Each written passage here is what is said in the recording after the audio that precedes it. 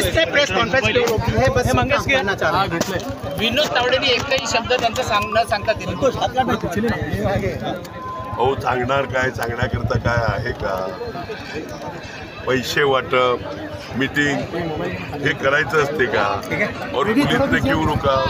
वो election commission ने बोला कि अपने आड़े आएगा ये सब बीजेपी के, उनके पास बोलने के लिए कुछ नहीं था। तो बोलता है आचार संहिता में प्रेस कॉन्फ्रेंस, कौन से आचार संहिता में लिखा है प्रेस कॉन्फ्रेंस नहीं लिखने का? इसका निषेध सही महीने में तो आपने करना बनता है। लेकिन सर विनोद तावड़े भी आपके साथ बैठे थे और अचानक वो उठ करके दूसरी तरफ चले गए। अरे जो यहाँ के डीसीपी मैडम है, उन्होंने बोला कि कलेक्टर साहब बोलते प्रेस कॉन्फ्रेंस, ऐसा कौन सा कानून है? सर कहीं प्रेशर है आपके ऊपर? मेरे ऊपर प्रेशर? हाँ, मैं किसी के बाप का प्रेशर? सर अभी भी गाड़ियाँ बहुत सारी है जिसके अंदर संख्या है कि हाँ उसके अंदर भी और भी कुछ माल पाया जा सकता है और बहुत सारी गाड़ियाँ खड़ी हैं। माल जो सर जोपर्यंत कारवाई करत नाही तोपर्यंत विनोद तावडेंना आम्ही सोडणार नाही, अशा पद्धतीची भूमिका असेल ना? आता विनोद तावडे आता मला फोन बघा, माझ्या 50 फोन केले, आता 10 आहे ते संपवा, मिटवा, आपण मित्र आहे, सोडून दिलं।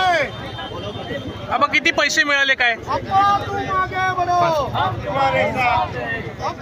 वेगवेगळ्या रूम मध्ये, कुठे 10 लाख, कुठे 2 लाख, कुठे 5 लाख, ते पोलीस प्रशासन आणि आरोना विचारा इलेक्शन कमीशन। इनकी औकात है क्या ऐसा करने का? लेकिन क्या ऐसा कुछ जो है सुरक्षा बल की तरफ से दबाव बनाया जा रहा है किसी तरह आपको जो है?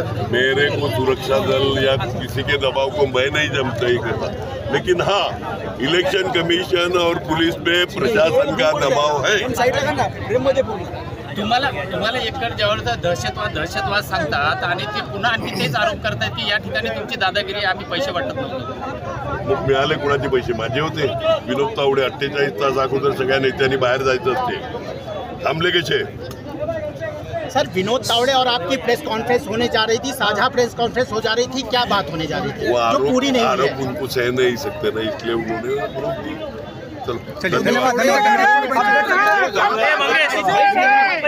उनके हाथ में एक स्पीकर है और उसके पैसा लिया, पैसा लिया,